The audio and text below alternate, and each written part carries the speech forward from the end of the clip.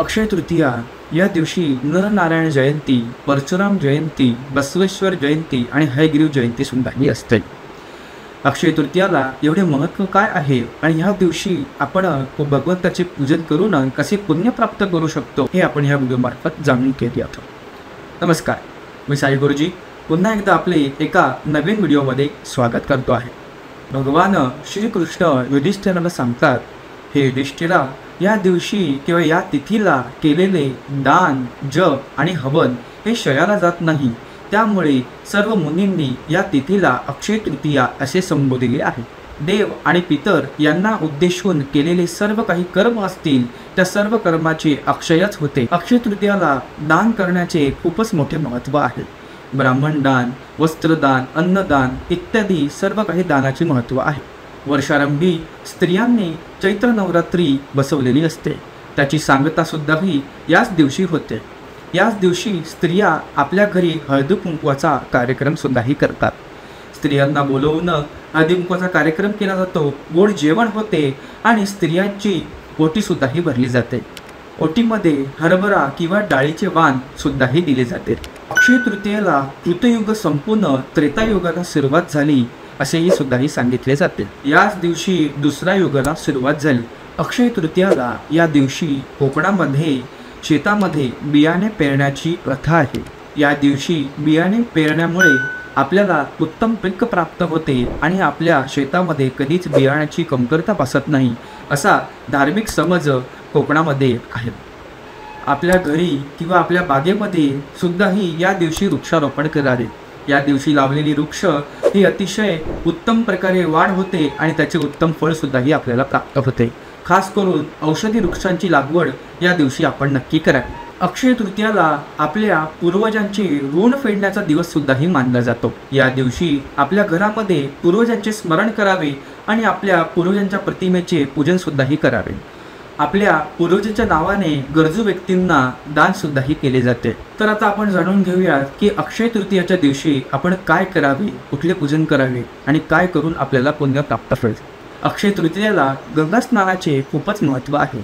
त्याकरता आपण आपल्या जवळपासच्या कुठल्याही नदीमध्ये किंवा जलाशयामध्ये स्नान करावे। जर नदी किंवा जलाशय नसेल, समुद्राजवळ असेल तर समुद्रामध्ये स्नान करावे किंवा या सर्व गोष्टी जवळपास नसतील तर आपण सकाळी फक्त स्नान करताना गंगा देवीचे स्मरण करावे आणि स्नान करावे।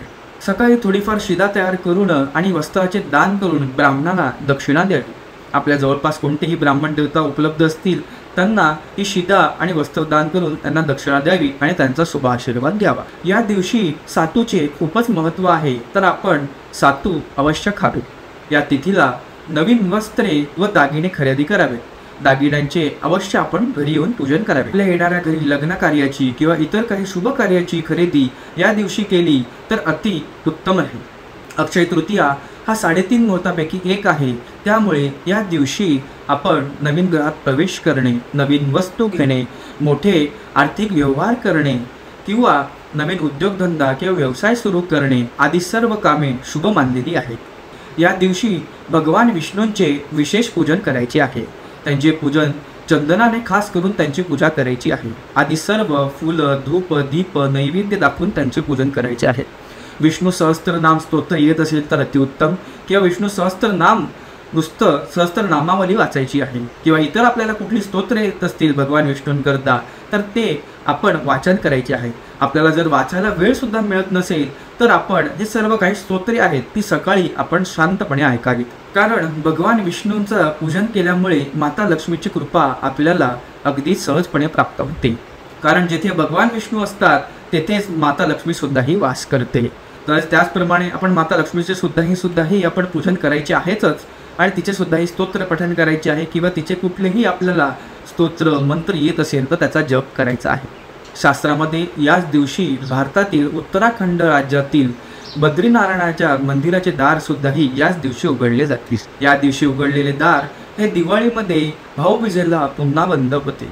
वृंदावनमधील श्री बाकेबिहारींच्या चरणाचे दर्शन सुद्धाही याच दिवशी होते। बाकी सर्व दिवशी चरण हे वस्त्राने झाकलेली असतात। भगवान परशुरामांचा अवतार सुद्धाही याच दिवशी झालेला होता। म्हणूनच अक्षय तृतीया ही खूपच महत्त्वाची तिथी आपल्या धार्मिक शास्त्रामध्ये मानली जाते। याच दिवशी आपल्याला जेवढं काही जमेल तेवढे जप, दान आणि हवन करता येईल तेवढे करावे. आपला सेवाभाव हा सर्वांकरता असावा. तहानल्यांकरता पाण्याची व्यवस्था करावी. त्यामध्ये गुरे, ढोरे, पशु, पक्षी हे सर्व काही येतात. त्यामध्ये वृक्षसुद्धाही येतातच. गरजू व्यक्तींना किंवा गोरगरिबांना वस्त्र व अन्नदान करावे. हे सर्व काही केल्याने आपल्याला उत्तम भगवत प्राप्ती होईल आणि पुण्य प्राप्त होईलच, त्यात काही शंकाच उरत नाही. या दिवशी स्त्रिया भरलेल्या पाण्याच्या कुंभाचे सुद्धाही पूजन करतात आणि तोच भरलेला पाण्याचा कुंभ हा दान सुद्धाही करतात. अशा प्रकारे आज मी या व्हिडिओमार्फत आपल्याला अक्षय तृतीयाचे महात्म्य सांगण्याचा प्रयत्न केलेला आहे. आपण कसे पूजन करून, जपदान करून पुण्य प्राप्त करू शकतो हे सुद्धाही सांगितलेले आहे. आशा करतो सांगितलेली सर्व माहिती आपल्याला समजलेली असेल आणि हे व्हिडिओ आपल्या आप्तसोयीकांना जरूर शेअर करा, जेणेकरून त्यांनासुद्धाही अक्षय तृतीयाचे महात्म्य काय आहे हे सुद्धाही समजेल. आपला उत्तम प्रतिसाद या व्हिडिओच्या कमेंटमध्ये नक्की दर्शवावा. हे व्हिडिओ आपण लाईक करा, शेअर करा आणि ह्या माझ्या यूट्यूब चॅनलला आपण सबस्क्राईब करा आणि त्या बेल आयकॉनला क्लिक करा, जेणेकरून कुठलीही नवीन माहितीची व्हिडिओ आली की आपल्याला त्या व्हिडिओची नोटिफिकेशन लगेचच आपल्यापर्यंत पोचली जाईल. आपण आपला उत्तम प्रतिसाद मला नक्की कळवावा, कारण की आपला उत्तम प्रतिसादच मला नवनवीन व्हिडिओ बनवण्याकरिता प्रेरणा हा देत असतो.